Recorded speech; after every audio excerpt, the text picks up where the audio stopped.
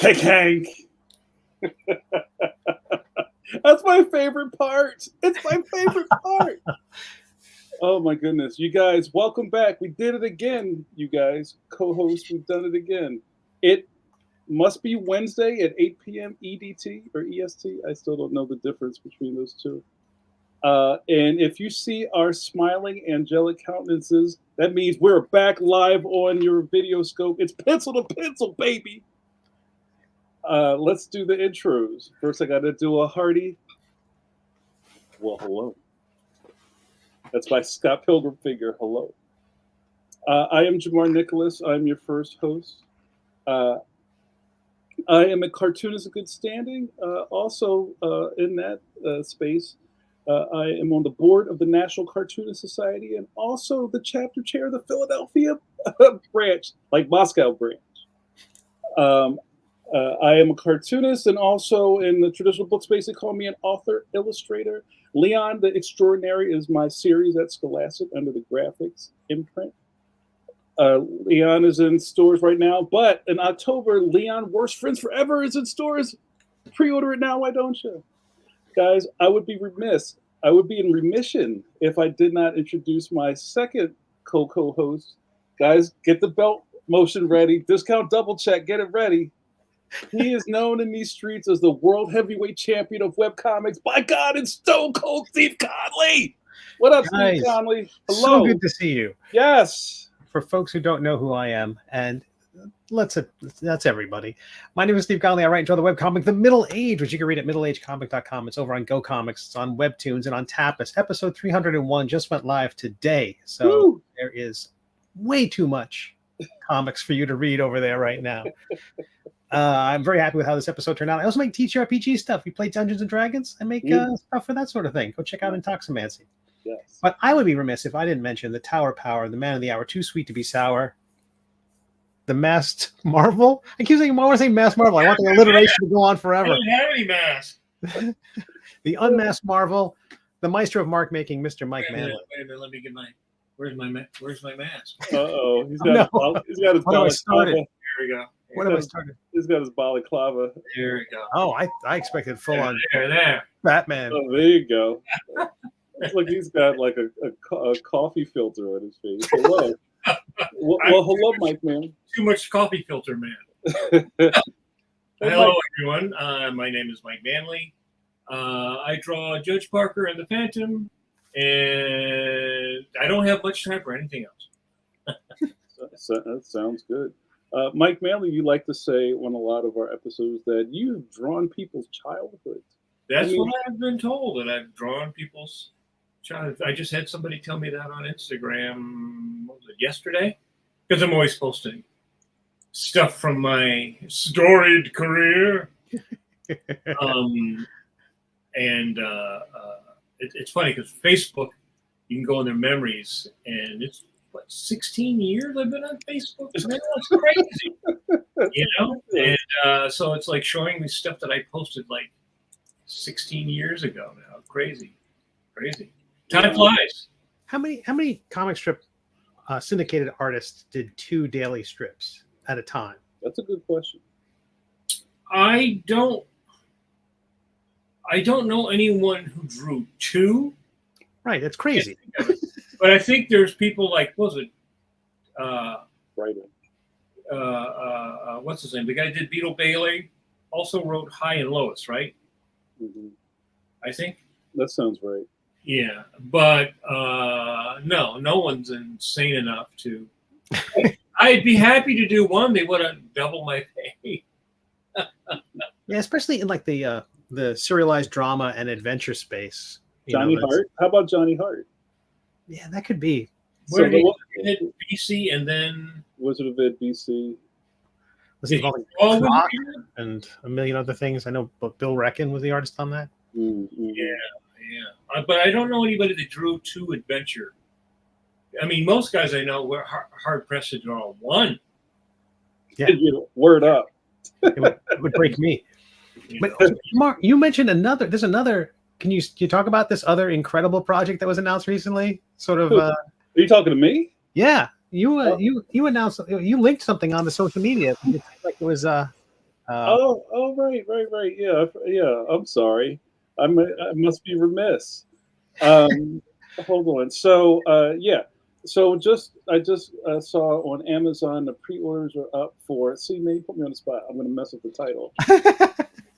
It's an Abrams Marvel collaboration. It's Marvel Super Stories Book 2. I think it's called Marvel's Amazing Super Stories Book 2. It's an anthology project with a murderer's row of middle grade kidlit cartoonists. And I have a Incredible Hulk story in here that I wrote and drew. So You've done it already? Say what, Mike? You've done it already? Yeah, it's in the can, bro. That will be dropping this October, I think on the 22nd. So go and pick that up, why don't you? And the first volume was fantastic. Our buddy John Gallagher had a story in it and a bunch of other heavy hitters in the kidlit space. It's a really fun project. Congratulations. So another thing to make October worst. That's right. Worstober is coming. This Leon, you know what? Leon's going to be called Mr. October, not Reggie Jackson anymore. Because all my books seem to come out in October, so I'm really excited about that. But yeah, so speaking of that kind of stuff, it's always cool talking shop with other cartoons because we always have something going on, right? How rare is it that you ask one of your buddies, so what's on your table? What are you working on? Nothing. You always got something going on, right? Nothing. And I guess if that nothing comes up, it's usually the conversation is like, "Yo, you know about any gigs?" Just starving. Kicking the soup can. What are you doing? So, I mean, and Mike, maybe talking to about our guest this evening. Once you enter the chamber of newspaper comics,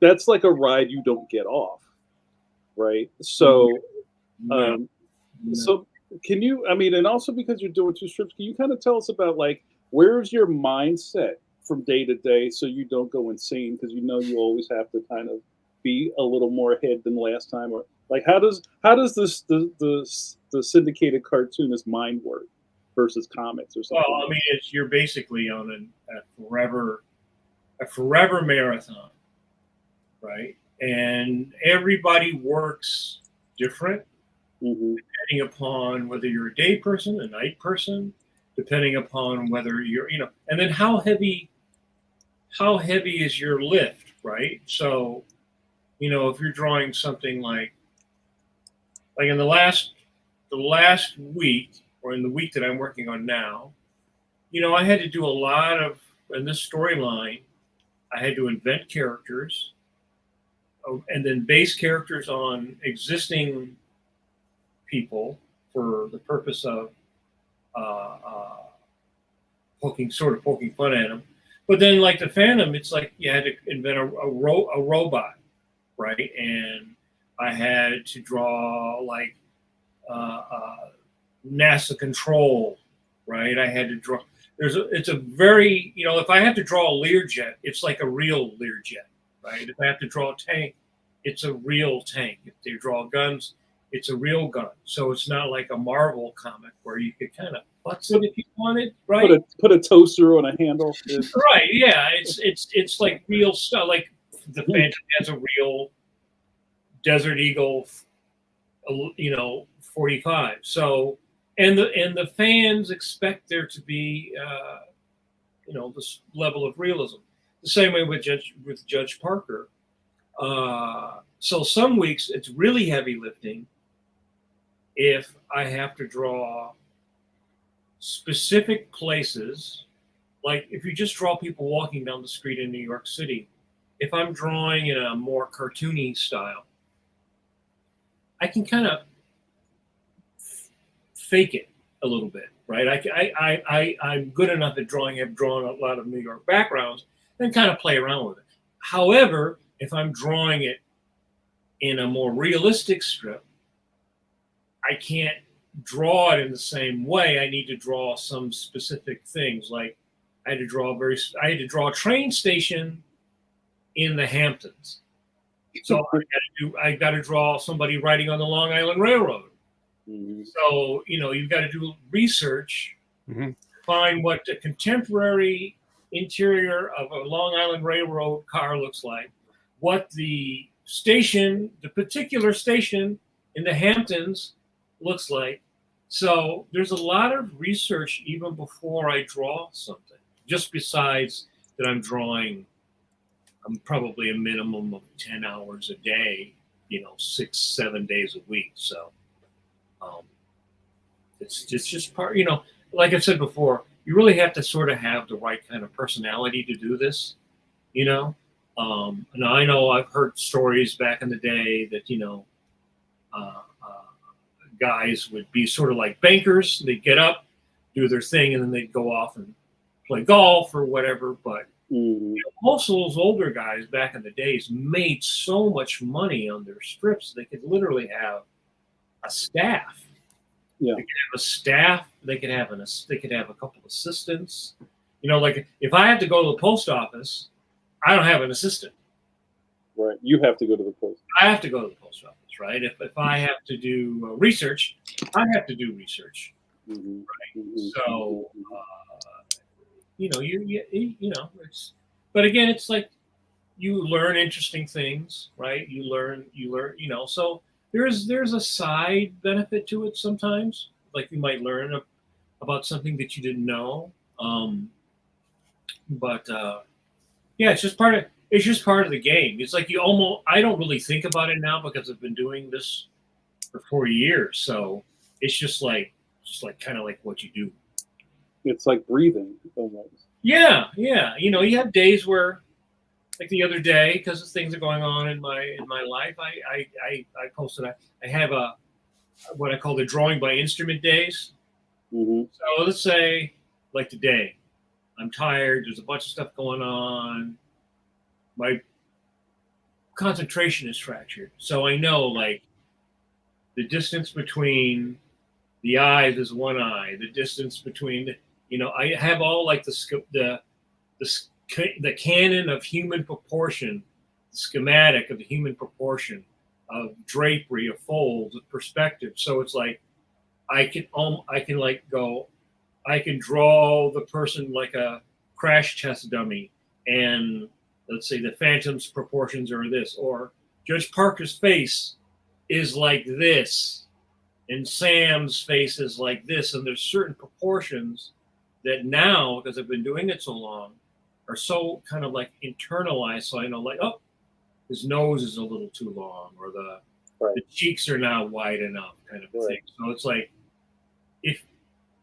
if you know those things, like the hand, the construction of the hand, the construction of the head. There's many days, especially in the last week or two, where it's literally like I have to sit down and like run the information out of my storage bank, because not every day do you feel inspired doing this type of work, but you still have to work, and it can't like radically. Like there's some artists I know who, at the muse, they gotta have the muse, right? They gotta get in the mood or whatever. But I've actually never been that type of person. I would just sit down and literally start drawing, and if I don't like it, I erase it and I'll draw it again. And if I don't like that, I'll erase it and draw it again. I don't have like get in and like, do all these different things before I draw. Like I know some people do that. They have like little routines, I've never been precious about anything like that. I just start working. If I don't like it, I erase it. I like it. And sometimes actually erasing is actually proactive, because then you could see what the Italians would call the pedimenti. You could see like a faint previous image, which actually then helps you, because it's sort of like the drawing is kind of like clay. It's like, I lighten it up, I see what I did there. There's all little tricks like that. Like, reversing it, looking at it in a mirror, or like if working digitally, you just like flip the image and go, yeah, that eyeball is like, I got a million things like that I can run through the machine. I mean, it's kind of like you said before, and just you said a second ago, like, to the pro cartoonist, the muse is kind of like a nice idea, but we don't run from that. Yeah, that's Hollywood. Hollywood always makes artists like either like this, right, or you're like some kind of like starving crazy person, like the agony and the ecstasy. You're like Michelangelo, or you're, they and so most people think that that's what an artist is. You're like this dramatic person. You have like this dramatic, like I know Steve was probably gnashing and gnarling around his studio. Yeah, if I don't stare into the middle distance for a good 90 minutes, I really can wait for the muse to show up. I can't get started. Right, and also I can't wear these, horizontal stripes and beret all day without the bathrobe. You use your tracker to see, it's like, is the muse on the way? Is the Grubhub delivering my muse? Where's my muse? Muse Hub. Muse Hub. I like it. I like that. All right, we've talked enough. We got a guy in the green room who's ready to get in. Like the double Dutch rope is moving. We have to revive him with the tala leaves like a mummy. Guys, I'm very excited to bring in our guest this evening. I've gotten to know him over the last couple of years, and beyond being hilarious, is I want to also talk about that, because I know that most people who are humorous or have funny brains don't like being called funny all the time. You know what I mean? It's kind of, that's like feels performative to me. And we can. What do you mean?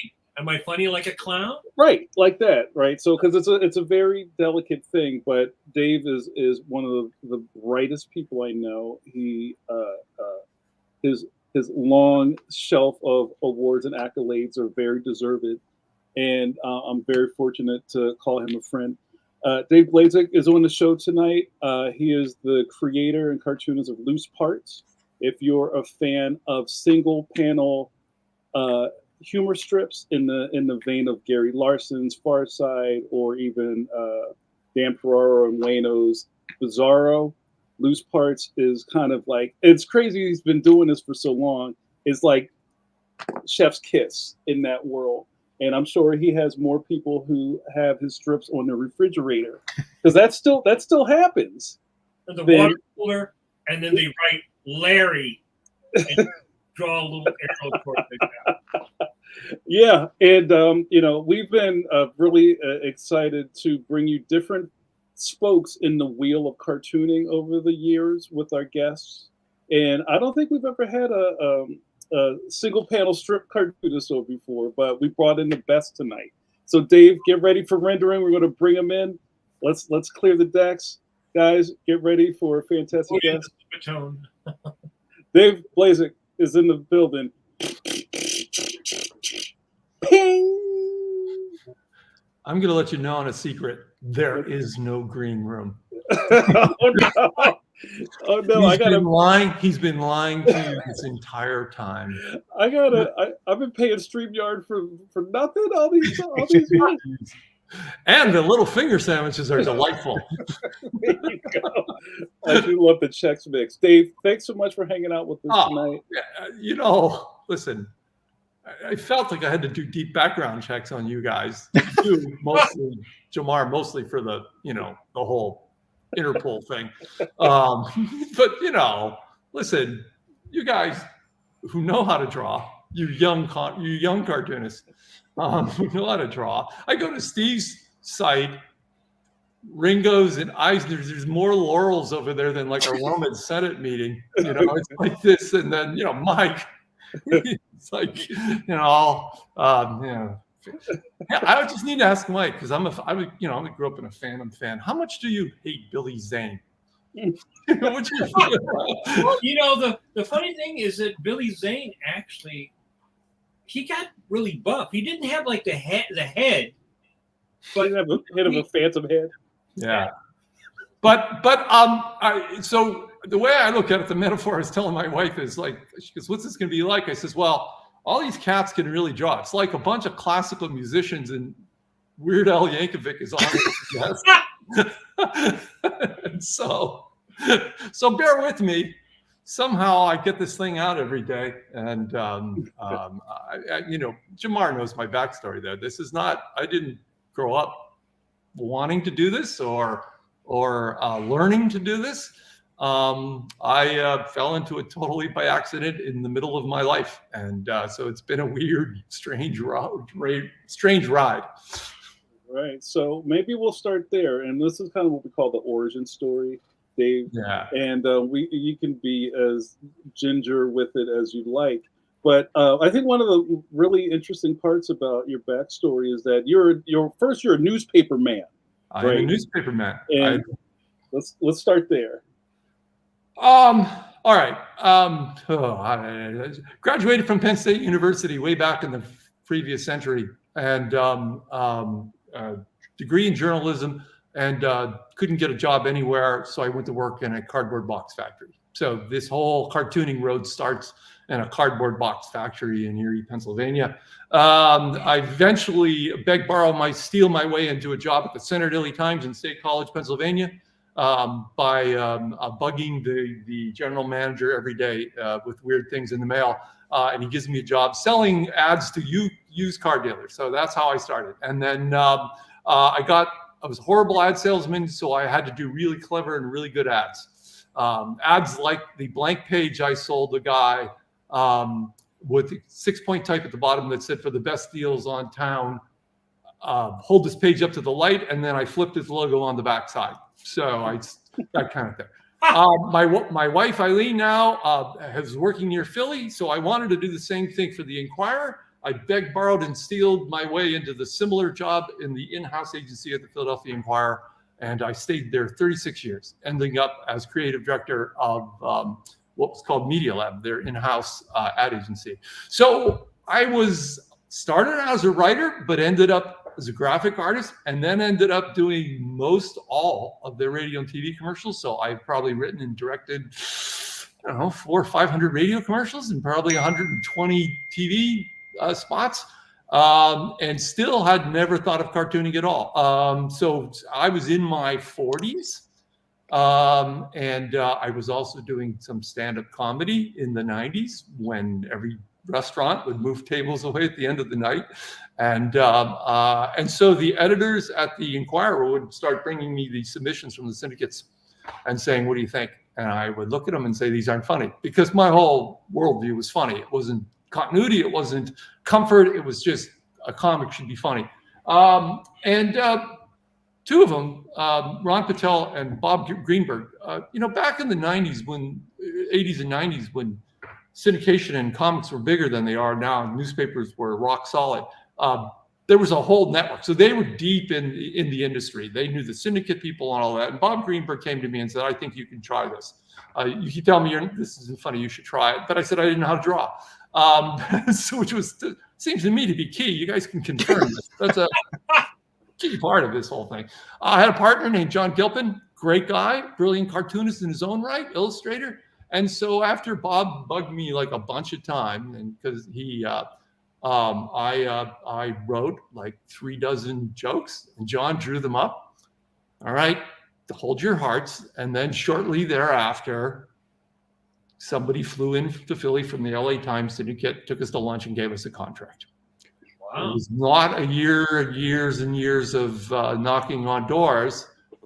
Only later did I realize that Bob had really voted. We were on deadline. So we were artists, we were newspaper people, we were on deadlines, we were quick.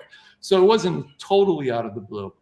And then shortly after Loose Parts debuted back in the late 90s, I picked up the second gig. There was a show on Comedy Central called Dr. Katz, Professional Therapist. I don't know if you guys remember that squiggleism.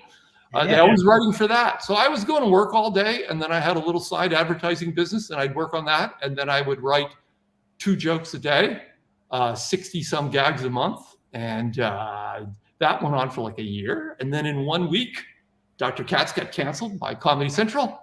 John got sick.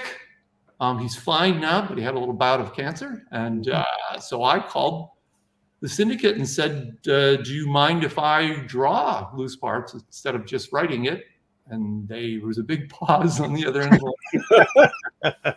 They said, sure, go ahead. And you know what they say, when the sale's closed, hang up the phone. Give them a chance to say no. Hung up the phone, turned to my wife, said, well, what did I just do? So we had about a 6-week cushion.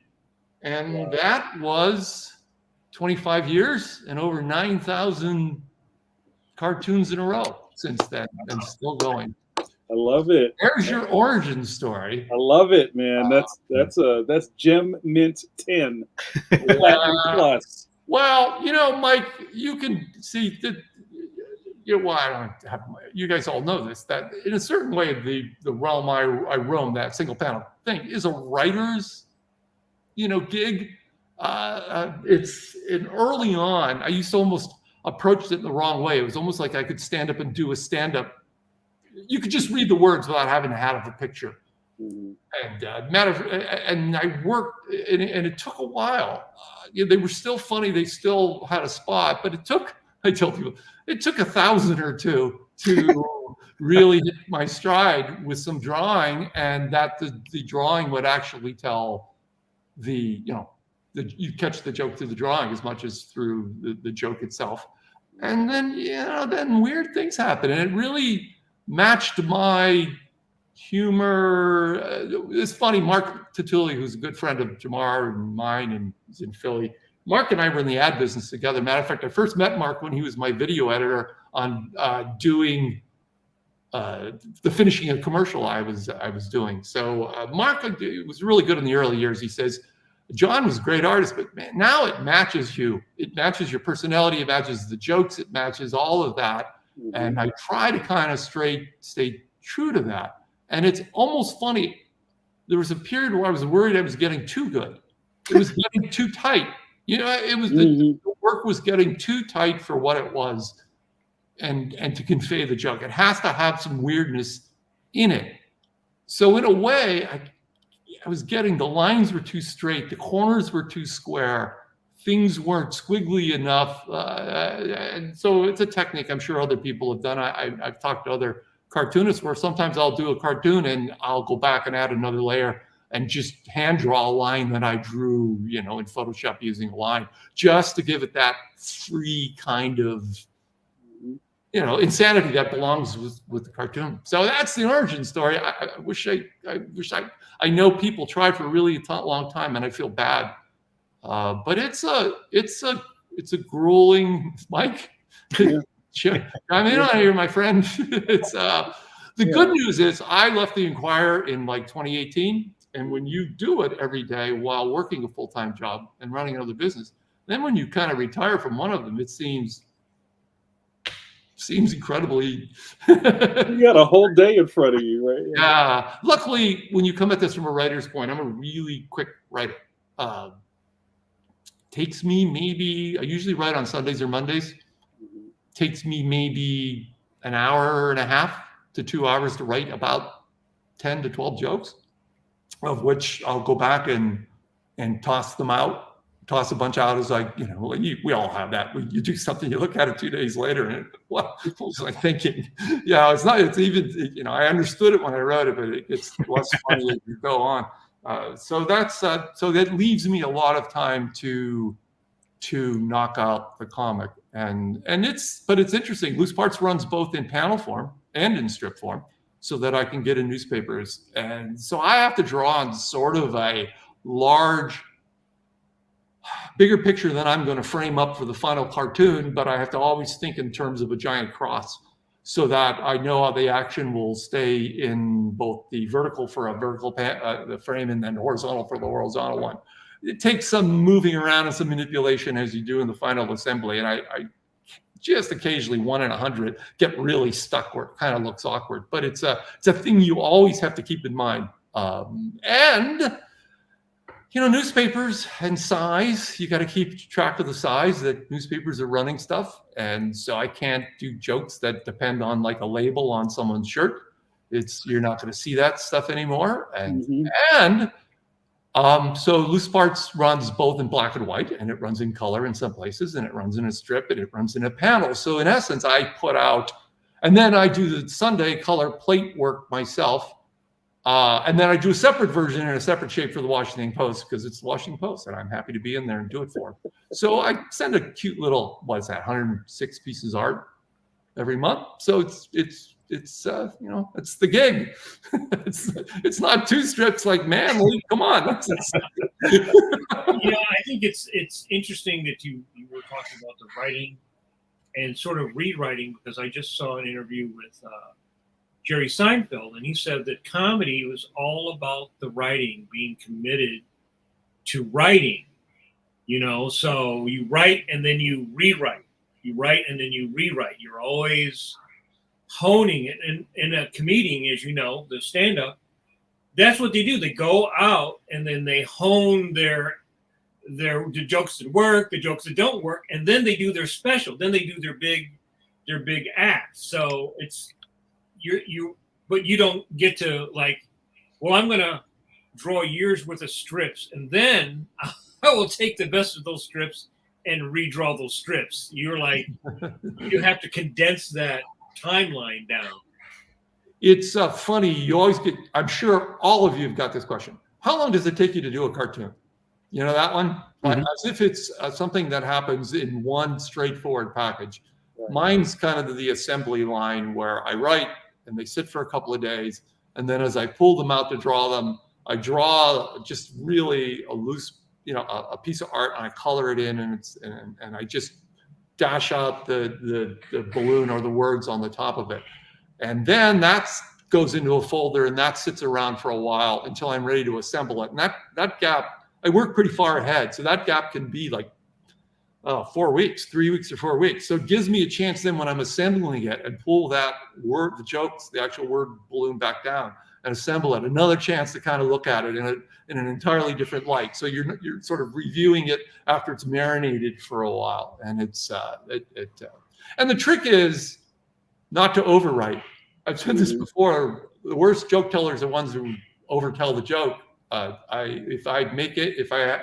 weakness of mine is that I forget to take stuff out. I like to keep taking words out, the least number of words that to tell the joke. And it's my goal to make people figure it out. I want people to figure out jokes. I don't want them to get it right on the surface. And then that's where the weird, I try to draw, I didn't get this right. There's a focal point in every cartoon where the joke is. Mm-hmm. It might be someone in the background whose eyes are looking. It might be some object in the room. And the trick is how you get that person to access the panel and move their eyes in a portion where they hit the joke at the time you want them to hit the joke. Does that make sense? It makes perfect sense. Yeah. So that's constantly trying to. We were having some trouble sharing screens. I wonder if I had a sample that tell you. Jamar, can you access me on Instagram and put it up? Sure. Just any. Yeah, Bob, let me see. Go there. Loose Parts Guy. I'm Loose Parts Guy. All right, just give you a second. I also think one of the interesting things, and I know from talking to Tony DePaul, who also came from newspapers, is comic strips is newspaper culture, and you were in the newspaper culture, and so you understand newspaper culture. Oh yeah. I also think is an important factor that a lot of people probably don't really think about. But Tony always tells me that, because that's how he sort of got into writing The Phantom, was from the newspaper culture. It's also deadline training like there's no training in the world. I mean, when you're writing a commercial for what's going to be in the paper, it's got to go. It's not like you have a week. You've got yourself a day, a couple hours to put it together. Oh, that's great, Jamar. Why don't you scroll down a little bit and I'll see the one I'm talking about. It's a guy in bed reading a story with his kid. I'm just laughing at all of these. So it's gonna give you, Right oh, there. this See is that this one? is it. This is it right here. Yeah. Yeah, there you go. So that one's a really good example of joke where your eyeball goes. So as soon as you look at that, the woman's peeking in, and we've all seen this one for a while. And he goes, "He's out cold. I want you to see the balloon before you get to the rest of it." And then what you really then see is the book is the big pop-up book of boxing. So Really you're gonna like waltz your way through this cartoon and spend some time with it, which is a little more than watching a cat eat lasagna or something like that. So so that's what I try to do. I almost take it as a compliment when people tell me, there's a good one, the shark, you look nothing like your profile. I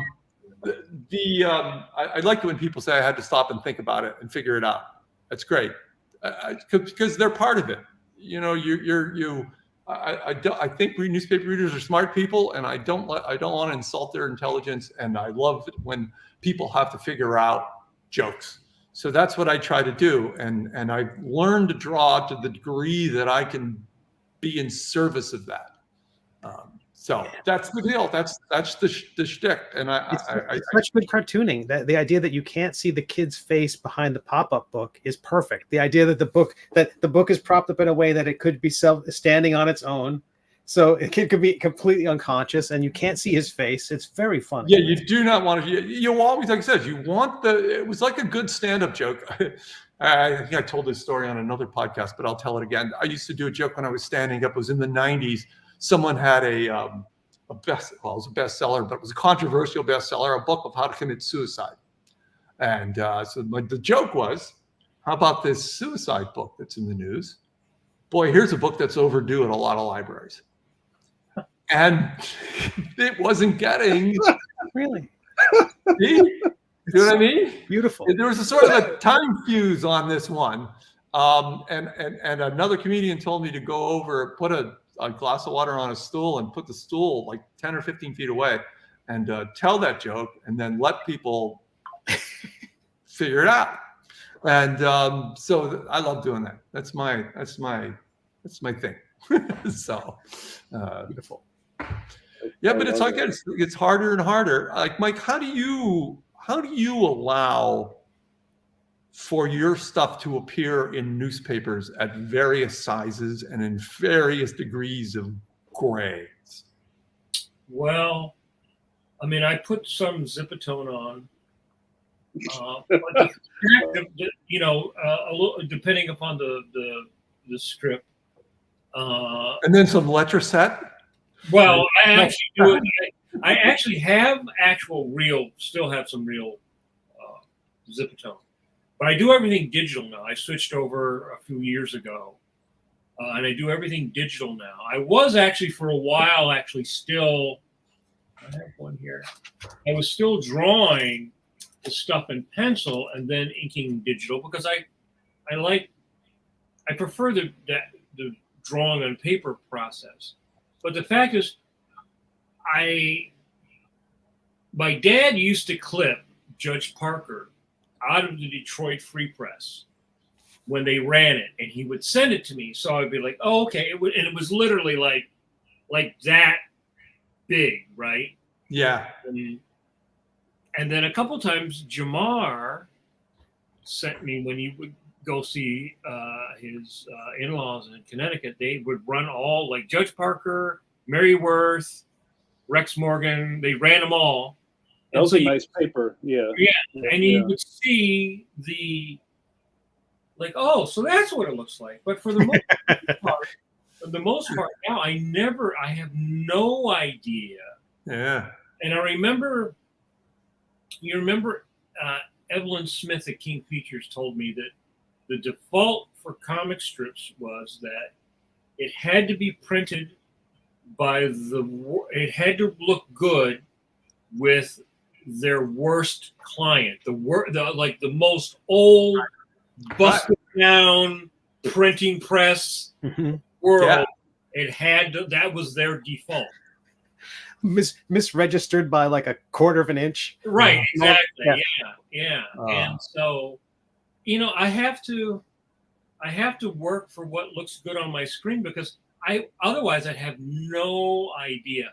Sometimes I try to make the contour lines outside a little bolder, just because I know that even if it's now they do the thing where they only take so many strips and they all have to fit on that one page. So God knows how big that paper is, because we don't have the big giant, 18 by 36 tablet, like you would see in the old newspapers, old movies, the giant, how big was the Inquirer by the time you stopped working on it? It was probably a third of the size it used to be. My cartoon, if you put a ruler on the printed page of the Philadelphia Inquirer comic section, is 1.9 inches wide. Wow. So I have to fit a joke into that space, allowing for word balloons and stuff like that. It was funny when I first started out, and I think it was an homage to Gary Larson, that I used to do the box with the words below, just in a sentence, right, below it. But then I moved the balloon into the thing, and now I'm thinking, I wonder if we should go back, because it leaves you room to do stuff in the panel that you can't. But it's become a part of the look of Loose Parts. So don't freak out, Loose Parts fans. It's going to stay. Balloon's going to stay in there. That's my handwriting set into a font. So has your lettering have to get bigger over the years? Yeah, and like I said, what's a good thing though, that I live here in Philadelphia, and I get the Inquirer. I get it delivered in my driveway every day, and I can see. So it's a really good template that if the joke works there, it's going to work like that everywhere. The other interesting thing is it weirdly affected my color palette, in that I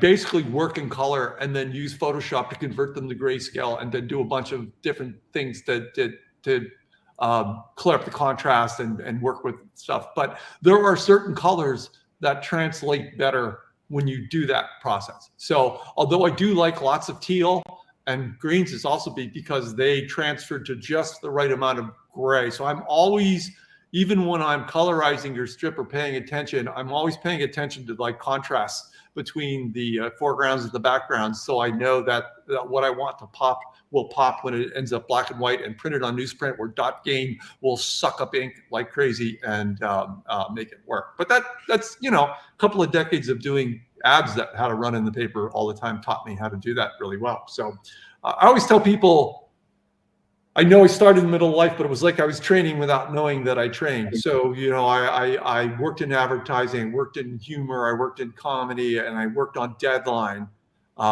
So really the final thing was just learning to draw. So it was everything else was trained into me. And I, looking through a camera, I knew how to block out scenes. I have a fair idea of how a joke flows. It's still, I still kind of wish I had a little art skills. My wife paints. My daughter's a brilliant illustrator, and I'm sort of the stupid guy in my so I often curse the heavens, but I don't see how it could have gone any other way. I just didn't know that I was going to do this, so I didn't go to art school. And when I did it, I had a family and I had a job, and I didn't have time to gear up. I just had to go with what I knew, and I worked in Photoshop. So this is what I'm going to do. I'm going to work in Photoshop, and that's how it all came about. Okay, go ahead, Steve. Okay. I was just going to say that, I guess it's pre-pandemic now. I met a guy at the Philadelphia Sketch Club, and he did single panel cartoons, but he did it the way the guys used to do it, which you would do a bunch of cartoons, and then you would go, I guess he would go up to New York. Go to New York. And then he would go around to the, Field and Stream and, make the rounds. This, there, and he would leave the cartoons, and then they would say, okay, I want one here. and he sold many to the New Yorker and things like that. But you never went through that process of schlepping your portfolio around and selling gags. Yeah. Yeah. I mean, also the really cool thing about it was one of the great pressure release valves for me, because, when you're working in the ad world and doing campaigns, you're showing it to a whole group of people who have got comments on what you should change and what you should do. And you've got to read. So, I had this little world of my own, this little island that I rolled with, and I could do anything I want. And that's one of the great things. It's probably not just me. That's probably one of the hidden things about cartooning as a career in general that doesn't get touched on a lot. It's one of those few careers that you're totally in charge of where it goes and what it looks like, outside of not doing something that gets the editors to call you up and say you can't do that. So, have you because I've gotten strips censored by the Washington Post. Yeah, I got in a little trouble this week about a Shroud of Turin joke. Oh. Too soon? Yeah. You should have done it during Easter week. Come on. It wasn't even. It was the guy who. It was the shroud store in Turin, the Acme shrouds, which I always use Acme or Ajax as a homage to my childhood stuff. But he was selling shrouds, and the guy was buying the Shroud of Turin, and he says, "Well, is this stain free?" And the guy said, "Absolutely. Won't stain at all. Won't leave a mark at all." So I thought, how could this be controversial? Oh, was I wrong?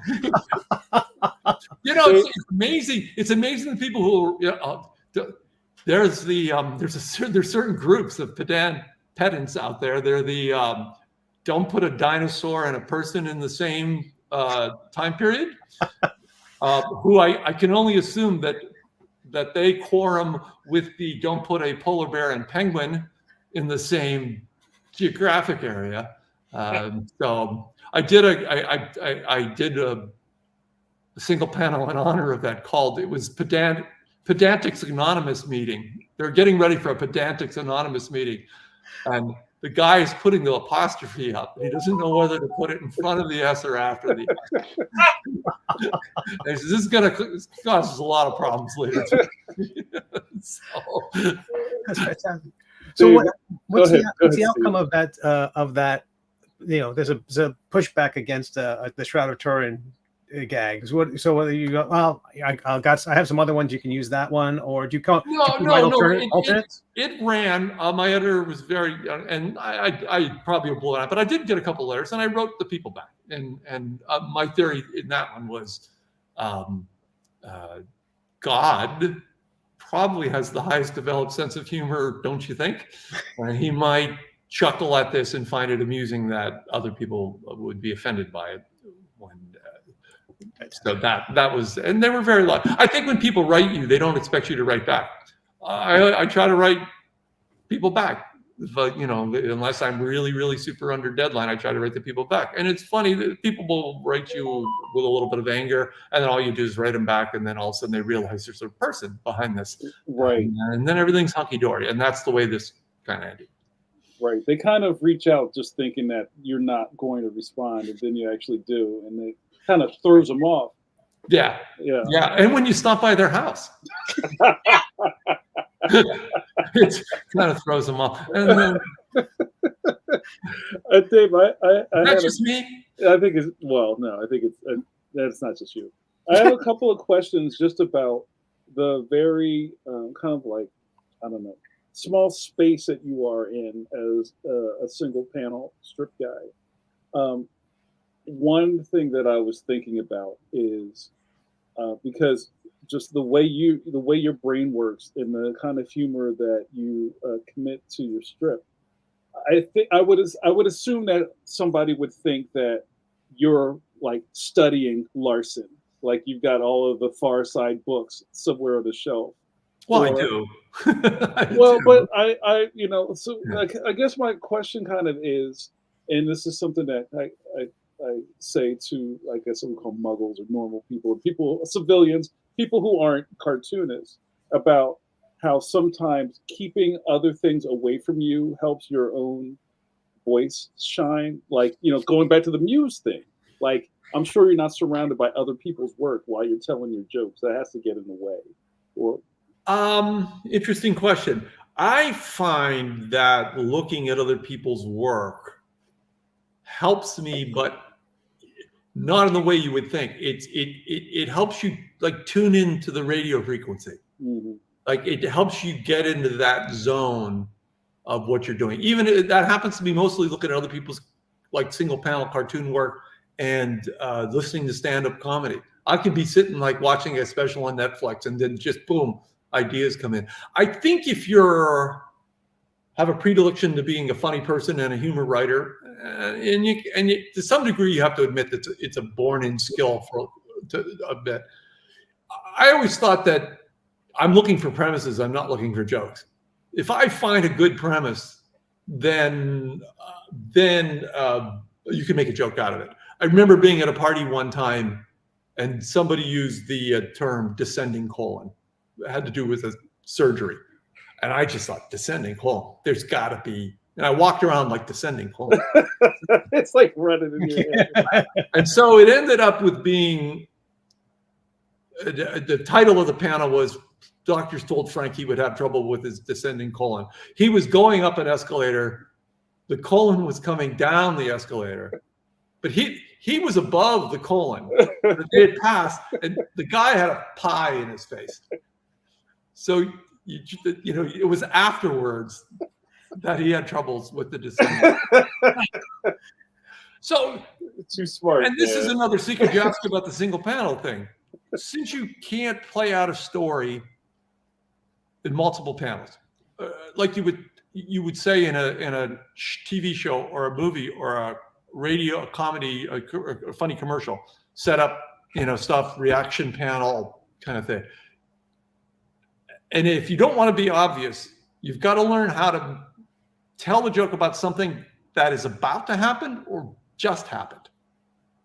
Like in that one, it would have been less funny if the colon was holding the pie and about to hit the guy. I love these discussions. This is our profession. We have this kind of discussion. It'd be less than if the colon was holding the pie. Better that they had passed and the pie is on the guy's face. Because it already happened and you're right there. Then you have to backtrack and figure it out. You're involved. It's a funny joke. Everything works out. Great. So that's what I try to do. I'm sure I always do it, but I did one today. It's a woman walking across her living room. She's in her sweatpants and her carrying her mug, and she's got an iPad. And she just turns her shoulder, looks, the front door is here off her shoulder. She turns her shoulder and she says, "Honey, your bread of the month shipment is here." And then your eye goes to the door where just pieces of bread are coming through the mail slot, piling up on the. So the guy is an intricate part of the joke. He's nowhere in it. As a matter of fact, her eye is looking away from the bread and off this way. So when you access that, you see her looking, then you go to her balloon, your bread, then you drop down and you see the bread coming through the thing, and boom, there's your payoff. What was the journey there? You wanted to do the bread. You wanted bread coming through the door slot. Yes, that was the idea. So how do you get from there to the couple, the woman with her various props? Yeah, your first it is the bread of the month club was. I thought that would be it. Bread of the month club and a door and, stuff coming in through the door. And then it just kind of grew because I just like the idea that the bread of the month club is a pretty crusade idea. Just to think about it like that is just a dumb idea.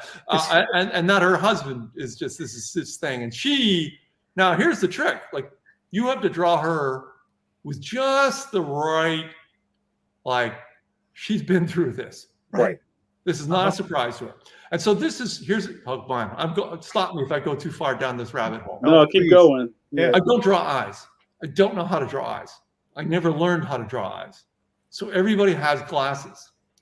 So I have to make the glasses be the eyes. Mm-hmm. So if you're stupid, you get two little tiny round ovals far apart. But in her case, she got two horizontal kind of things, and it just gives it that like, honey, you're bread of the month, you know. So that's what sells it. So you got a threefer here. You've got this nut job husband. You've got her sick of it. You've got the bread of the month club, and you've got bread coming through the front door. Who doesn't want bread coming? The only problem with this whole thing is nobody has mail slots in their front door anymore. Does anybody have mail slots? Well, not in my door, but right next to my door, I have those old. Yeah. The slat. at the bottom, I still, because my house was built in 1923. Yeah. So there's my mail slot. I've got to fight against this because I assure you I'm the oldest person here in this room. I think you may be, Dave. Yeah. I've got to be careful that I don't refer to tropes that have outlived their. Mm-hmm. So no telephones with the. Yeah, unless it's necessary. On the other hand, I kind of like that my characters live in the certain type of living room where there's a certain, the time is kind of stopped a little bit. But you still want to, people are on their phone now. I think about this when I have like a couple sitting and they're, he's reading the newspaper and she's reading a book. Right. Somebody's going to be on an iPad. Although I stick the newspaper in there because I want people to read newspapers. So I sometimes, and actually the other good thing is just staying diverse. My youngest daughter, our youngest daughter, this is going to come as a shock, is a doctor. And, or as we say in our family, Dave's a cartoonist and Eileen paints and draws and Jillian is this brilliant illustrator. Livy's just a doctor. So she comes to me one time, she goes, how come all your doctors are men? Mm. And I start down this because I'm playing off the stupid old white guy doctor trope. And I don't have a really good reason. And so now I mix it up, man. There are more female doctors than men doctors. And you know what? It doesn't matter. It doesn't matter. The trickiest thing, too, is if the diversity or the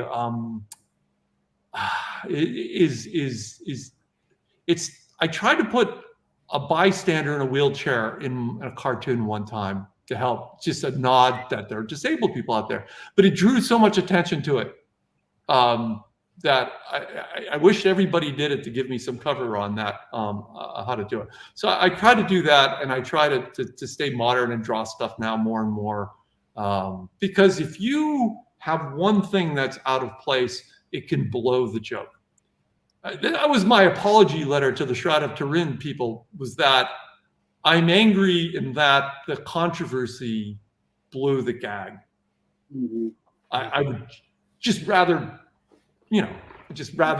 not have controversy be that. And often when I'm heading down that way, and my editor will say, are you sure about this? And I was like, I'll just draw another one. I'll do another one. It's my job. I'll do another one. There's no sense to make editors angry and get them angry phone calls and stuff. I worked in a newspaper. I've seen what a horrible job it is. So it's my job to do another one. So if there's something that sniffs that it's going to be controversy, I just walk away. Because that's not your focus here, right? Because that's not the comics page focus. Right. God, it's the last safe island. And they want to keep the island. I mean, it's weird because there's just, the horror of the world every day in the rest of the newspaper. But you go to the comics section and it's as safe as, Mother's Milk in 1950. They don't want any. I went through some of that on. I went through Judge Parker with like guns, and it was only one or two newspapers. Yet I had previously drawn stories where the characters had guns in them, and of course the Phantom has 2 guns, right? So it's like there's this weird. If one paper writes in and goes, "I object that this girl's in a bikini," or "I object that this guy has a gun pointing at something." Well, what about Dick Tracy? Does Dick Tracy not have a gun anymore? It's like, so they try to do this weird thing where they're like, "We're can you wipe that gun? Can you take that hand out? It's just for this one paper. We don't want to lose the paper." So they ask you if you would make the change. Now, I guess some cartoonists would say, "Screw it. I'm not. They can't force you, I guess, but they don't want to lose the client." And then the other thing is that people read weird things into your strips all the time. Yeah, like they're good. They read that into my script sometimes. They're just a mistake. They're insane. It's ridiculous. Yeah. Well, how this has probably happened in some way to all of you, especially it's in the social media world where I'll do a panel, and there's a stupid person in it. And it'll either be one of the comments, well, just like Trump/Biden. It's like it's a talking bear in this strip. It has nothing to do. This pains me. I go out of my way to stay away from this stuff. And it's just reflexively people read stuff into it. It's like, oh. Yeah. Well, I also think it's funny because the thing that you meant, the average person who reads our strips is probably our age at this point, for the most part, because I have younger friends and nobody under 40 I know reads a newspaper. They don't. That's not how they get. Now, they may look at your strip if they saw it on Instagram or whatever, but they're not buying newspapers. So making a joke funny, like there might be a joke that would be funny because you had a telephone with a cord as opposed to a cell phone, because it's a different shape and it's not a funny shape, right? Like an old telephone is you can make it a funny shape. If it was a rich person, they could have a very elaborate, funny shaped telephone, right? So there's a lot of things like that I go through with, like even the Phantom, right? So he's the same guy who was there in 1936 fighting Nazis. He has a cell phone now. We just went through this current storyline where he's using a Bluetooth because he's fighting this robot. So it's like you have to acknowledge and update him, or the story doesn't work. I'm seeing the Phantom's TikTok page coming in an upcoming strip. Influencer Phantom. So would you change something like that because that sells the joke better? Had an example of something like that where you would do something like old fashioned, like having someone talk on the phone like this. Would that sell it as much as somebody who had a cord coming out of the phone? Yeah. Yeah. It's a case. I did one with Samuel Morse falling in love, and he's at the telegraph office, and he says to the guy, "No, you hang up. Stop. No, you hang up. Stop. Excellent. No, you hang up first. Stop." Yeah. So I love blending old stuff with new stuff. You're killing me, man. I don't look up what Samuel Morse looked like. You draw, again, if you draw someone who has a picture and you don't draw it right, people will let you know. Now, I ran into that with Sartre one time. I drew Sartre, not realizing there were pictures of Sartre, and got into some trouble. Those are what I call fingernail counters. Who would be the people that would write you a letter and going, I notice on the May 13th strip, third panel, there was a missing fingernail on the Judge Parker's finger. You know, there's some people who love to do that. They love to like see if they can find, you know, they're going to catch your mistake. You draw a fingernail on a postcard and mail it to them. Jamar, are kids like that? Do kids like they notice stuff that we wouldn't like in your stuff? And yeah, probably in their own way, but they don't tell me about it. They're not in the comment section and go comment. Dear Jamar Nicholas. Ding. You know. How do you handle? I saw this guy there's a guy on Instagram who's a middle school teacher, and he shows up every week deciphering middle school slang. Yes. Like, you know, and it seems to change so quickly. Mm-hmm. How do you do that? I just put this on my Facebook last week. I was at a school visit, and I'm signing kids' books. There's just like a line of kids, and I'm personalizing signing, and they all have time to ask me a question. So one of the kids looks over at his friends and like, should I do it? Should I do it? I'm going to do it. And the kid says to me, Mr. Jamar, are you Skibbity or Sigma? Skibbity. That's one of the words. Yeah. Right. So I was like, I'm Sigma, and they were like, yeah. So I guess I got it right. Wow. So, but like, I think everything is kind of just like measured in what came before it. So if you kind of know, it's almost like knowing music notes. Like it's all the same thing. It's just a little different. Well, there was fire. It's fire now, but it used to be hot fire, and now because I took an Uber a couple of weeks ago. And the lady we were talking about this with her daughter who was in high school. That was when the eclipse was coming, and she had some glasses that she was, after she dropped me off, was going to take to her daughter in high school. And I forget what we were talking about, but it came up about that. The slang changes. So, like, it's fire now. But it used to be, I remember like 15 years ago, it was hot fire. Something was cool. It was hot fire. And then, so they keep finding a same way of saying something is hot, but I can't say hot because hot is old. And I can't say hot fire because hot fire is old. So I have to find some other way of saying this thing has some it's flames heat to it, right? But I can't use any of the old. You know, because I was saying when I was in high school, we used to say, let's book out of here, right? Let's book, right? That was a very 70s, 80s thing. I'm going to book, right? Now, if you tell somebody I'm going to book, we know what that means in our generation. But anybody who was like under 40 wouldn't book. What are you talking about, right?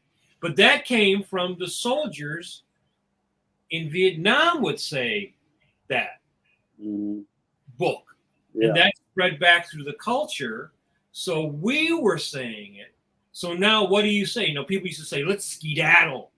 Well, there's like 1,000 ways to say the same thing. And, you know, right. Like, you know, let's dip. You know, I have 1,000 ways to say I'm leaving. You know, but I think the fluidity of everything now is what's really interesting.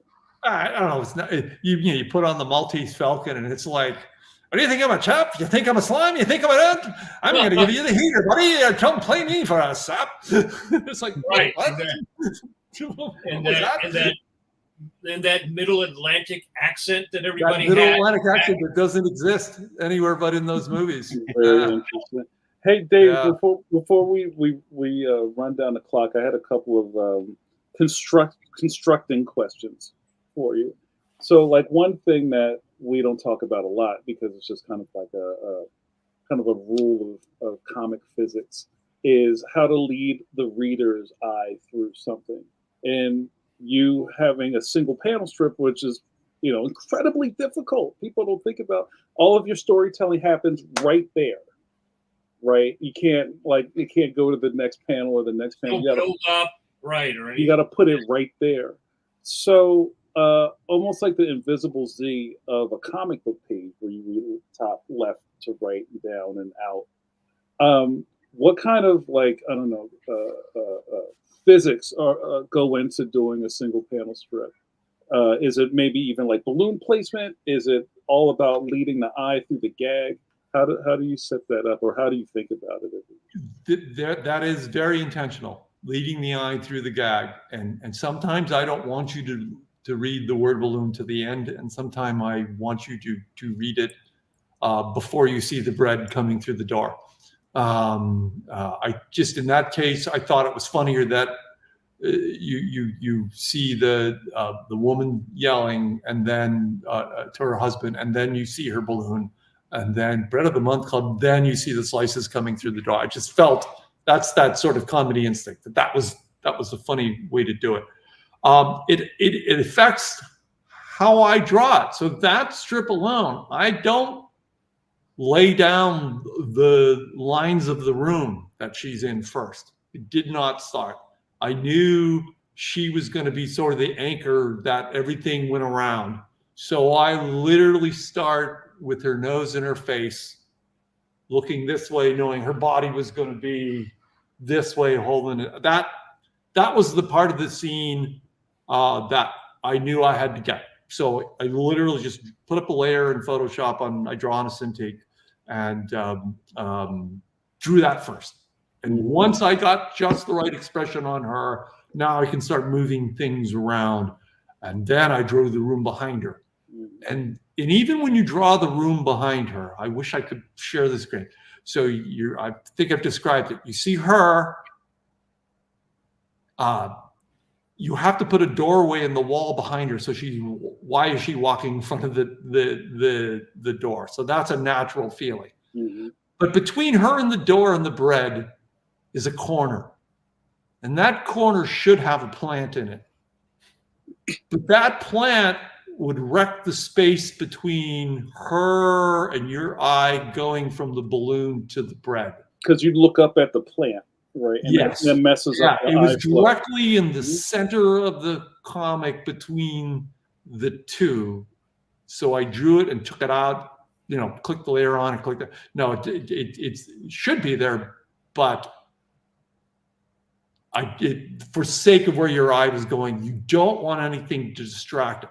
The same way that the bread was white, and it had to be the only white thing in the panel. Mm-hmm. So she had white socks on. I went back and colored them. There was a painting, photo on the wall that had some white, and I went and added color to it. I wanted the bread coming through the slot, which was the ultimate payoff, to be the only white thing in that whole panel. Chekhov's bread. Yeah, there's a cartoon that's been famous and infamous for me, was the guy buying water from IKEA, and there's a giant box in his living room marked water. Well, and then it just has 2 giant tanks of hydrogen and 1 of oxygen. That's all, and a bucket. That's what you got. But the trick was you couldn't put water on the box because IKEA wouldn't call it water. Right. And not only that, I looked up the Swedish, which is vasen, but they wouldn't do that either. They have these nonsense words that. Mm-hmm. So I went with voter, WOTER, with an umlaut on the top, because it sounded roughly like a, sofa you would buy at IKEA. And that nuance to the joke was what sold it. Now, unfortunately, as happens, people cropped my name off of it, changed voter to water, and circulated. I found it on a site with like 1 million shares, mm-hmm. with the joke altered and my name cut off, which is always fun. Because all we have is our reputation and eyeballs to make our living. And when people do that, so I've been on a campaign to change the water to voter and make sure your eye goes to the right place. So if you see it anywhere, let me know. And I want to stamp that out. Some guy wrote in one of the comments when I wandered into a forum, and he said, "You should be happy that your stuff is so good that people want to steal it." And I asked him how big his TV was, because I could come steal it, and he should be happy. Yeah. And he has such a nice TV Yeah. that I would want to come So steal in it. that cartoon, Yeah. if you had drawn the husband, it would have been too much. It would have been too much. Yes. He had to be out of the room because that hints the relationship between him and his wife. That added another layer to it. She was, bedraggled that she's married to this guy who gets bread delivered through the slot in his door. Yeah, that's what I do. Sorry, what did I tell you? It's instinctual to me by now. I don't even know I'm making these decisions sometimes. Right. As you're making it, you guys do this. You probably frame out something, and you don't even have to double think. No. How you're making the motion or where the eye is and what side of the frame the character goes in and all of that. And that only comes through this rote practice of doing this day in and day out. People, the grind is both our weight and our glory, and that repetition day in and day out and day in and day out teaches you instinctively how a joke goes and how to do that and make those little decisions. And I like that hidden stuff that really, really sells it. People would never think that there's so much thought that goes into a comic strip. You know what I mean? And they would never know the plant that's not there. Yeah. They never know the plant that's not there. Yeah. Yeah. So you just basically explained the cartoonist iceberg right there. Because all people see is the little box that you just drew in, and all the stuff underneath the water surface is what makes that work. The good one is, though, when you can just have two people talking. It's so quick to draw, so easy, or no drawing at all. I once did a panel. It was totally black, just a black box with word balloons, and it was the slugs' first day in their new home, and it was totally black. And the other guy said, "I guess the motion sensor lights were not a good idea." So just my God. Yeah. I did one with just a line stick people, and it just the one had a nose. The line had a nose. It got a nose job. It's just sticking out. So, wow, that didn't take long. Time to go have a beer. So, Dave, we have some questions and comments that we highlighted for you. But I just think it's really interesting to talk about almost like the math of telling a joke, right? I had in the back of my head through this whole thing. I want to talk about like rules of comedy and also rules of cartooning, which you're marrying together to make a funny single panel strip. There's so much math going on to make this thing work that I think is really underappreciated. And I'm really glad that you opened this up a little bit. Can you maybe real quick talk about the art of drawing funny? Too much expression ruins it. Often the humor is not in the person telling or even hearing the joke, but it's the third person, deadpan, what's going on. That's kind of an overlooked thing. Too much expression is like someone who overtells a joke at a bar. A rabbi, a priest, and they walk into a bar, and the rabbi's got the thing on, and the priest is it's too much, and so big smiles and stuff that don't have a place in mind, because the humor is meant for you to figure out yourself, not to be. It's a laugh track. I try not to have a laugh track by having two broads of expressions in my thing, and I can't draw expressions. Somebody wrote me one time, why do everybody have glasses? This is because I give my characters a great health plan that other cartoonists don't get. They all have dental, they all have vision plans, so they're all doing really well. And so that's one of them. The other thing is, years ago when I was making a radio commercial, I used to do these radio commercials, and there was a guy in Philly who was a great voiceover guy, just one of the best in the country. And he stopped in the middle of the session one time and he says, you play a musical instrument, don't you? I said, well, yeah, I play a little piano, play guitar. He goes, shows in your writing.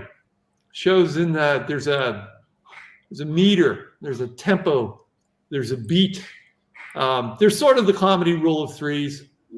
I'm doing this, and I'm doing that kind of thing. You know, how you use ellipses, little dots to break up the thing, how you got the timing in something is great. I used to love when I wrote for Dr. Katz Professional Therapist, it was a 3 or 4 panel strip.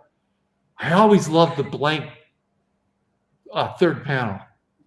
The premise is in the first panel. The other guy says something stupid or witty. Third panel, they're all just. Fourth panel, finish it off. And it's just there is a math to it, and a lot of that just comes from our backgrounds.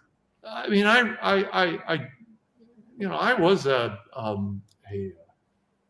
Cliben fan and all New Yorker cartoonist fans and an Charles Adams fan, and I was a Gary Larson fan, and I was a stand-up comedian, a comedy fan, and I was a fan of Woody Allen and Robert Benchley from the 30s and his books and all of that stuff.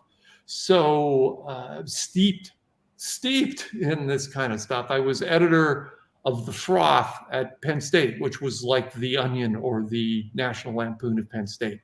So I had a humor column in my paper in high school. So I was writing jokes and paying attention to them for quite a while before I did this. So in a weird way, again, I was well suited to do this job without knowing this was the job I was meant to do. Right. It's a lot less. I mean, it's a lot more than you just being a funny guy. Like there's so much work that goes into this stuff. And like Mike says, the trick to being a pro is doing this when you're not feeling well, doing this when your kids are sick or your parents are sick, or when life's not going great and you still got to sit down and do it. And that's how you become a pro. And I've said this before: be on time, all that stuff your parents told you. Be diligent, be on time, be nice, help people out, put ladders down for people behind you to climb up, network, talk to people. There were plenty of people who were very nice to me. When I first started doing it, Loose Parts was not very well syndicated. The LA Times syndicate was folding. That was sold to the Tribune media company, and the Tribune was then in bankruptcy, and that was going bad. I then moved to the Washington Post syndicate, and then they decided to get out of the business. All this time, but early on, it was like, what am I doing? This is a tough business. I got kids. I'm up late, and I got an email from a guy who will remain anonymous, but he was a pretty big dude in the comics world, and he said, "I just love your stuff. Don't stop." And it was really neat. It was a thing, and I told the story, and I'm now with Andrews McMeel after, which is great. And they finally got me traction and into the 100 some newspapers and all big cities that I were never in before. But when I finally got my name on the wall in their lobby, at Andrews McMeel, there's a wall with the names of all their cartoonists. So with Doonesbury and Garfield, and For Better For Worse, and Stephen Passes' stuff, and then my name's on the wall, which is a pretty crazy ride for learning to draw when you're age 42. So it's insane. I'm kind of happy that Jamar buried the lead when he says he's the chapter chair of the Philadelphia chapter of the National Cartoonist Society. He forgot to mention the previous president chapter chair. Well, I was getting to that. Well, you know what happens when the new chapter chair comes in? He has to eat the old. Is that the sin eater thing? Yeah. The sin eater thing? Yeah. Jamar has freed up a lot more time in my life now. Yeah, you're welcome. And by the way, the perfect guy for this, because my biggest weakness as that was that I didn't grow up in this channel and I didn't know enough people in networking. Jamar's already taking our chapter. We're meeting people and doing stuff. And even me coming on here and getting to talk to you guys and your fan base and the people who follow what you do is a real treat. That would not have happened if it wasn't for that guy there. So thanks, Jamar. Appreciate Thank you, Dave. No, thank you, Dave. Yeah. Dave, how you doing with time? We have a couple more things to do. I'm good, man. You good? All right. I don't have to go to work tomorrow. Steve, I would love if we could hit Dave with some lightning round. Yeah, I think we got maybe 3 or 4 questions here. A lot of the questions that came in, you hit on the answers. Like they would ask a question and like, excellent writer, you answer them as they came in. But we got a few here that kind of maybe filled in some of the cracks we maybe had in the conversation. Billy Bob on YouTube asks, do you have a favorite punchline that you've drawn? It's a big question. Yes. Ooh. It's on the Instagram page. It's going to be down at the bottom. Let me see if I'm going to find it so I get it just right. So the picture is. I like you explaining it too. That's even better. So there's a picture of a guy about ready to get on an elevator. And on the elevator is a cow and a pig. And the caption is, oh, it's my favorite one. I want to get it just right. Not only did he wear his leather coat, he wore his bacon pants. And standing between a cow and a pig. So that was early on. One of my, I thought it was just the chef's kiss kind of perfect one. The idea that there's so much going on again. There's the cow and the pig riding the elevator, which is insane. And then the guy's got a leather jacket, like people do, but bacon pants. Bacon pants, just as funny. Just saying bacon pants. Bacon pants should be an indie rock group. Called Bacon Pants. That's so funny. So yeah, I do. Thanks. Great question, Bill. Francis on YouTube asks, I heard that comics require very good time management skills. Wondering if that's true. If so, what's yours? You touched on this a bit, but what's your day like on the days you're drawing? Like I said, I generally write Sundays and Mondays. It used to be always Monday night when I was working. I'd go from work and I would say hello and I'd go and lay it out on the bed. I'd lay out on the bed with an adult beverage and stare at the ceiling. And then, because this is what it is. It's staring at the ceiling. That's for me. I stare at blank walls and ceilings. And my kids would come in and I'd say, hey, I'm working. They just look at me like, you're laying on a bed. there's a bottle of beer right there. You're not. Anyways, I used to write, so I write Sundays and Mondays. Like I said, I'm a very fast writer, although about 1 in 5 writing sessions, I feel like I haven't done well enough, and I'll go back in a day or two and put another 90 minutes or so in. And then I start drawing immediately the next day. I always do not go through a week without at least 7 cartoons drawn. You cannot let the wave overtake you. There is no, I will do 5 and pick up 2 more next week. I always do that. And now I'm on a 8 a week thing, which builds me up time for traveling. My daughter's getting married in September, so there's going to be a lot around that. So I build up a surplus.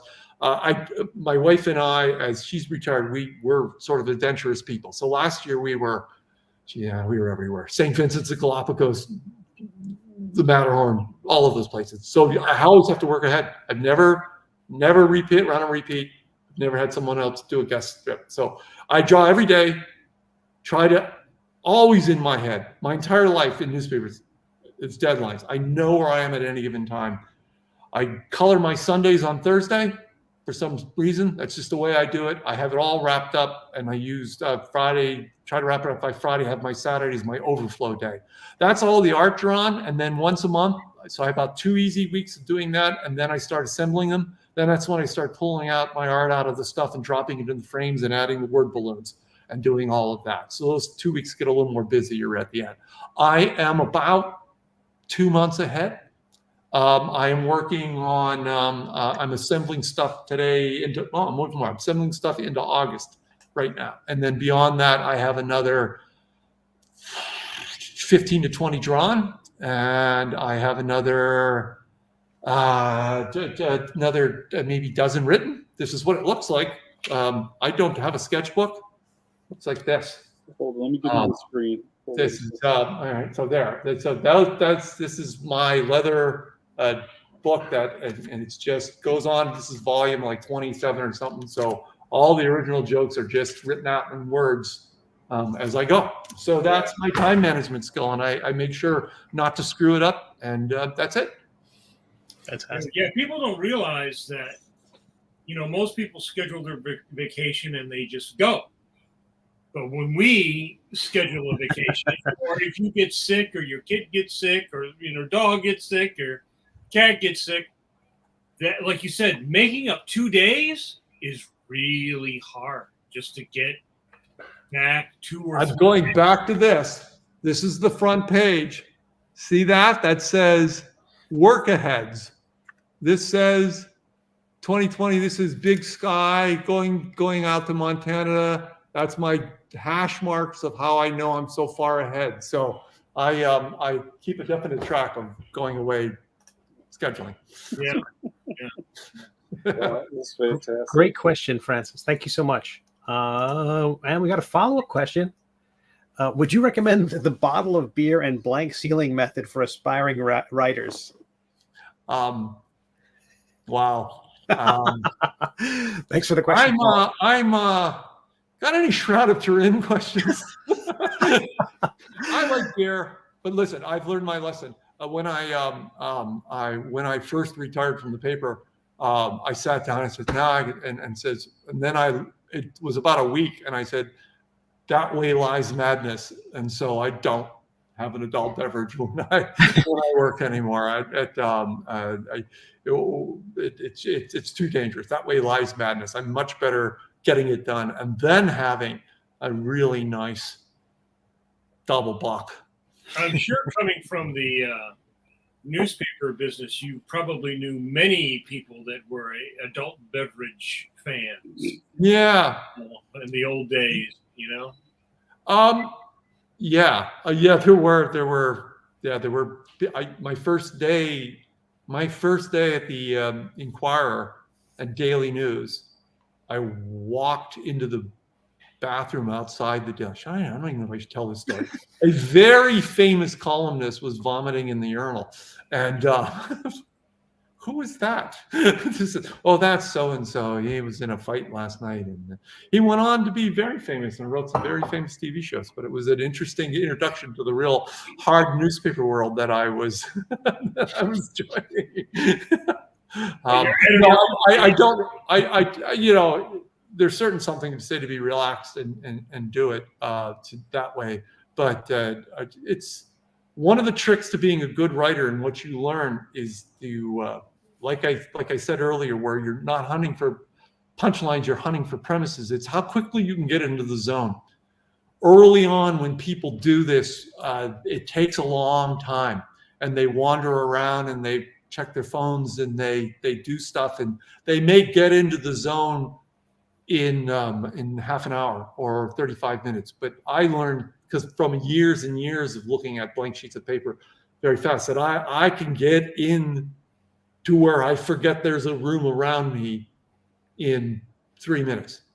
It's a very fast and it's a wonderful thing to have, talent to have. So when you're learning to write and learning to do this regularly, I mean, I have people ask me, how do I do this? How do I get it? And well, you've got to do it. You got to do a lot of it. And if you think you can just do it occasionally, you just know that there are people who are not doing it occasionally. They're doing it. Your competition is doing it a lot, and this trains you to get into that zone really quickly. And I'll tell you, that's one of the really great joys of this, of being in the flow, being in the zone, like the pop-up book of boxing. And when I was thinking, the joke started with pop-up books, and I hit boxing, that thing exploded. The rest of that scene just exploded in my brain, and I couldn't wait. the next day to draw it. I just could not wait. But you're in that flow state. Oh man, you don't need beer. I'm not joking. It's just really, you guys know when you're drawing too. That's what surprised me about this gig too. I didn't expect to enjoy drawing. I thought it was just the thing I'd have to get by to get my jokes out. Turns out it's lots of fun. Turns out there's something about it's a very zen pen on paper. I bet you if you did an fMRI machine, you would see brain waves kind of leveling out into a really zen kind of state. When I got this treehouse studio my wife talked us into building, and the trees are outside here, and it's a great joyous thing to do. It's an unanticipated benefit of doing this that I've learned to really appreciate. Beautiful. Yeah, I also think that if your creative process required you to drink, that would be very dangerous. Because a lot of old cartoonists were people like that. Then it can create it's like a lot of people say, well, I'll smoke a joint, or I have to do this other thing to get into my zone. Then becomes a crutch. And if I can't get my thing, well, now I can't be in my zone, The other thing is I found early on that I would do this where you walk around trying to think of all the time, and it got to be too much. It was too tiring for my brain. I found it's better to make it an intentional period of my week. I'm going to go now and write. I'm going to go do right now. Occasionally, like the descending colon, something will pop up. And, I've got tons of really funny friends. And, you're having a beer and you're riffing. It's like jazzy, like a jazz jam or something. And I rarely remember stuff like that. Although I keep getting the, Dave, you should put that in your cartoon. I was like, you've obviously never read my cartoon. It's Wolverine's doing surgery. It's I wouldn't put that your incident in the car pickup line today in my cartoon. I'm sorry, that doesn't fit. But I find it's much better to enjoy being funny with other people and just being funny, and then just do it this way. Just be intentional about what I'm doing and sit down. And when I write, I sit down and write. Steve, can you get Rich Green's question? Yeah, absolutely. And thanks for the Rich question. Green. Is it about matchbooks? Rich Green on Facebook says, how often have you submitted a cartoon only to see it in another cartoonist's gag panel before yours runs? Little clarification, not intentional copying, but cartoon synchronicity.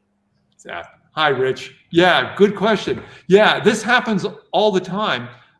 You may or may not be surprised to know that the group of people who do this, we know each other and are friends. So Mark Parisi does Off the Mark, and Wayno and Dave Whammon and Hillary Price. And matter of fact, during the pandemic, we wasted lots of lunches just sitting and talking. Wayno and I are particularly on the same wavelength, and we often email each other. And it just, as luck would have it, our panels run side by side in the Philadelphia Inquirer. So we see each other every day, and we go back and forth. But it does happen. And sometimes it happens on the same day. Years and years ago, I did a cartoon. It was before the Great Wall of China. There was the Great Red Velvet Rope of China. It was just a red velvet rope with a couple of bouncers letting the Mongols in one at a time. And that day, two other people, I want to say it was Wiley Miller, and I can't remember who else, we all ran the same cartoon in the papers in the same day. And people were writing us saying, is this some gag? Is there something you got? No, it was just, it happens. It's one of the things is when you have a really good idea, you Google to see if somebody else has done it. Right. I was going to ask if you did that. There are some you can't believe that weren't done before. Right. Man, I want to think I just had one like that happen, but it's going to happen. We just try to be. People are pros. No one's out there stealing people's work. It's just the way it goes. But you can see when you have to do one of these every day, there are going to be times when people land on the same joke. What is fun though is taking a overly done premise and trying to do one more, like do one more deserted island joke that I just did one. I'm going to give it away. This is a treat to your viewers. It hasn't run yet. So it's looking down at the guy on the stranded desert island. It's called Lennon's Island, and spelled out in rocks is help. I need somebody. No, not just anybody. I need somebody. So I thought somebody had to have done that. Turns out nobody's done that one. So that's coming up pretty soon. That's great. Yeah. Thanks for the question, Rich. And we got two little ones here. We got John Gallagher, Max Meow, everyone's favorite cartoonist, says, fellow Penn State grad, did you work for the college newspaper? I did. I was the beer writer. I was the beer guy. But just as importantly, I was the co-editor of The Froth, which was the humor magazine. And that taught me a lot. We ran it out of a dorm room. We took it in 2 years from 0 to like 4,000 circulation. And I learned a lot about showing up at the printer, when you carry all the stuff in. I remember one day we come into the printer with this magazine and the guy says, this is all great, but you're missing like page 45. I says, what? There's nothing on page 45. And we're like, I said, do you have dotted line tape? And he goes, yeah. He says, we're going to make that a white t-shirt iron-on. Just put the dotted line across the bottom and say for a white t-shirt, put this blank page on and iron it. So it was a lot of last minute creativity. But yeah, I worked at the Collegian, but I really learned my chops working for The Froth at Penn State and writing some really bad humor. So, that's great. Thanks so much, John. And I'm sorry, Steve. I was just going to say, like, just another part of the iceberg is thinking on your feet as a cartoonist. Like it's one of those steel sharpens steel type of things. Like of course you have to figure out the answer to this thing. Like there's no other way. You have to go through it. That's beautiful. And our last question, kind of a interesting one. Tom Zoller, America's Tom Zoller asks from YouTube, Neil deGrasse Tyson, read your comic? It's funny. I makes me really happy that I have a strong following among scientists, and not to the degree that Larson did. I do a lot of medical related cartoons. I don't know if that has anything to do with my one daughter, but I love, and I've got a huge following of doctors. It's in a really weird way. When my daughter she wants to be a cardiologist, she was looking for like cardiologist stuff. The head of cardiology at Jefferson Hospital, I wrote, would you mind? Like, your connection is through a cartoon. I often thought of doing, I think I've done enough. I'm thinking of self-publishing a book, and I've looked into it of doctors' cartoons and seeing if I can get them in the goodie bags at conventions. I think some of these physician places, there's 5,000 people that show up these, and if you can get you can get Pfizer to buy the sponsorship of your book and stick it in each one, you've sold 5,000 books, which is an interesting. So this is the business side of this stuff that you learn to do by being in business before you become a cartoonist. I've learned how to do some things like that. Like I've learned that my cartoon is a great little space in the bottom to say, and I tell this to everybody now, if you haven't noticed it, any loose parts cartoon you see everywhere, you can get framed and signed and drawn on by me. I will doodle on the mat. I'll sign it anyway. It's a beautiful 13 by 13 glass framed thing. It's done right out of here. I touch every one of them, and it's been a great way to connect with fans and get my stuff out there. I've learned now to self-publishing books is a great way of doing it. You keep much more of the end result. And I am now this week been researching printing charges, printing costs overseas and all that done to see if I can increase my margins yet still maintain the quality. I try to bring a book out every 3 years. That gives me about 1,000 cartoons that I've done to pick the best 200 out of, and so I'm at the end of, I'm in a cycle. I'm a cicada. It's time for me to come out of my 3-year buried in the ground and do one. So by this fall, there should be a new Loose Parts book coming out. And again, you buy a book from me through my website. I draw in every one of them. So everybody gets their own doodle and everybody gets it signed. And sometimes I draw in the middle of it and you're paging through and there's a little something. So that's Amazon will let me do that. I couldn't understand it when I first started selling on Amazon. Can I sign these? No, we want them unsigned. Why wouldn't you be surprised if you bought a book from Amazon and it came signed? I think that would be like amazing. They don't do that. So if you buy it through my site, then sorry, Charlie Horse, I ran today. Stand up. Oh shit. So anyways, so yeah, that's what happens. So I get to do all that. So that's the whole business side of this day. Do you get your stuff printed overseas? I haven't. I used to have a really good digital printer near me who did it pretty affordably, and I could go pick it up and save the huge shipping costs for heavy books. But those costs have gone up, and he's retiring, and so he's kind of shunning me off to another guy. So I've been looking overseas, and I'm sort of amazed at the savings. So this, while other Loose Parts books have been mostly black and white with color pages here and there, this new one will likely be full color all the way through. But I also meant, like, would it be reprinted in Italy, and would Italian? Would it be funny in Italian? Would it be funny in Polish? Would it be? Have you ever done that? The closest I've come is one of the great things about doing a single panel cartoon is that they make great greeting cards. So I have a couple of greeting card deals on the side. One is with Nobleworks here in the States, which has been good. But out of the blue, and from being on Instagram, a company in the UK called Woodmanstern got a hold of me, and I'm now in something like 2,300 stores in the UK. Wow. And occasionally you have to make those changes. You can change. Sorry, got a leg cramp. I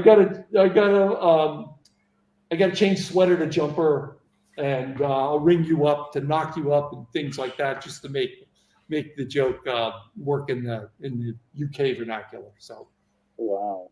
All right, Dave, we're gonna let you get out of here. Or said Charlie. Yeah, this is crazy. I should mention that I'm sort of a runner and fitness guy. So I didn't anticipate having a Charlie horse in the middle of something, but it somehow fits with this weird world that I'm in. So, oh my god, me and Rick Veach on. I think he faked something too to get off the stream. Yeah, I'm running out of things to fake to get away from Jamar, so I'm down to Charlie horse. Every time you see Jamar, you immediately get a Charlie. Oh yeah. Oh, you gotta work I ran the epilepsy thing for like 6 months. I like your commitment to a gag though. That's important. All right, Dave, thanks you so much. You've been a fantastic guest. Thanks, I'm gonna let you get out of here because you got to work on that, and then we'll say goodbyes. But thank you guys so much. Follow Dave. Thanks, guys. And we'll see you at the funny page. I'll come back anytime you want me to. All right, thanks so much, Dave. Bye. Have a good night. Thanks, Dave. I had to get him out of there. That's the first guest who had to pull the emergency chute for Charlie horse, right? Uh-huh. Oh man, that was great. He just didn't want to do Kirby hands. That's what. No, he's in the green room, like hopping on one foot. But thank you so much, Dave. That's fantastic. I'm gonna let him go. All right, cool, guys. That was fantastic. Thank you guys so much. And this is, this rich nougaty bouillabaisse of comedy. The bouillabaisse of comedy. You can't get this anywhere else. There's a million people doing kind of stuff, but not pencil to pencil stuff. And just like this platinum plus array of guests and talent we have on this show, you cannot duplicate that anywhere else. So for all the people that showed up here tonight to hang out with Dave, thank you so much for your support. But the fun doesn't stop. We do this every Wednesday night at 8 p.m. EST. You should consider subscribing. I think it'll be good for you, and it makes your bones grow. Also, if you are new to the channel, you should check out our very, very deep pause. 5 years. That's real deep, Mike Manley. Archive. 5 years of content. Archive. So go check that out. Probably your favorite cartoonist has been on our show, and if they haven't, tell us, and maybe we'll get them more. You can lay in bed with a beer and watch 5 years worth of shows. Get a case of beer. My two favorite cartoonists are on here every week. Oh, you're so fantastic. Thank you, Steve Conley. So, guys, we also ran long, but Dave's a fantastic storyteller and such a great dude. I'm glad that we were able to get him on. More to come. Oh, I believe. Hold on, let me check the calendar because we're wrapping up here. So I remember I said a couple of weeks ago that we're going to have our attorney friend Gamal Hennessy on. He'll be joining us next week. So if you're interested in contract law and how that pertains to comics, business, and if you're sick of getting built by corporations on your deals, you should probably really come check this out.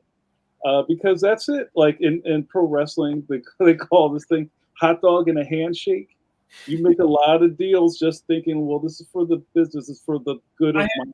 Yeah, I have had so many people over the years ask me about the contract. Where do I get? Do you have an agent? Do you know a lawyer? I've had to defend my trademarks. I've had to defend my copyrights. I've had to sue people.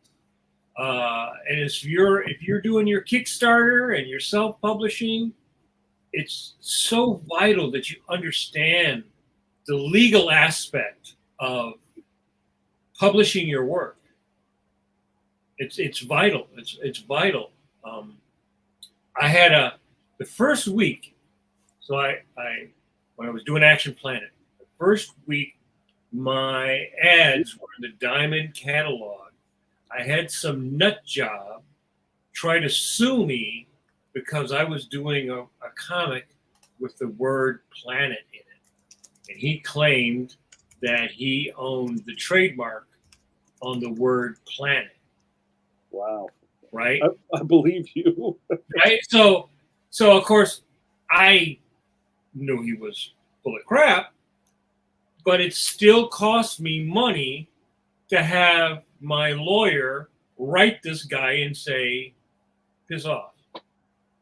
But another person who maybe didn't know that would be like, oh my God, what am I gonna do? Am I gonna not be able to publish my comic? So it is really, doing if you don't do a trademark search and you put out your comic Happy Man, and then your book comes out, and then the guy who actually owns the trademark on Happy Man goes, excuse me, I own the trademark on Happy Man, cease and desist. Yeah. Mm-hmm. So it's going to be a really great episode, and I think people are going to really be able to take some real useful information away from this. Right, and there's so many other things that we don't think about, especially if you're kind of a independent cartoonist, or you're doing things with your friends and just hey man, you know what, our dream was always to make comics, let's go make a comic. And then the little rascals, let's put on a show. Down the road, sometimes you kind of have to look back at those deals, and sometimes history isn't too kind to those kind of good faith things. So I think next week is going to be a fantastic episode. You should join us live, LIVE. Why don't you? Live, guys. This was a fantastic show. This is exactly what you get on Pencil to Pencil. That's right. This good Jake. So I'm going to call it a night. Thank you to my. I almost got Mike. Thank you again to Dave Blazek. He's a fantastic guest. I'd love to have him back on. And also thanks to my partners, Mike and Steve. We did it again, you guys. So, guys, I usually say something about the apocalypse. My favorite part of, what was it, Terminator 1? Or was it, I think it was 1, where Sarah Connor has a dream where she's like looking at the kids on the playground and then the... That's like, 2. Is that 2? It did, that stuff happens. The blast. I feel like every year into the future, we're a little bit closer to that. Skynet. I thought you were going to have the... Well, you got a Charlie horse, Steve? What happened? Oh, your Terminator 2 thumb. That's fantastic. But I would implore you, before we go into that cold white winter, wash those curvy hands and seek shelter. Combine Ultraman. All right, guys, we're getting out of here. We're getting out of here. Good night, guys. See you next week. Right.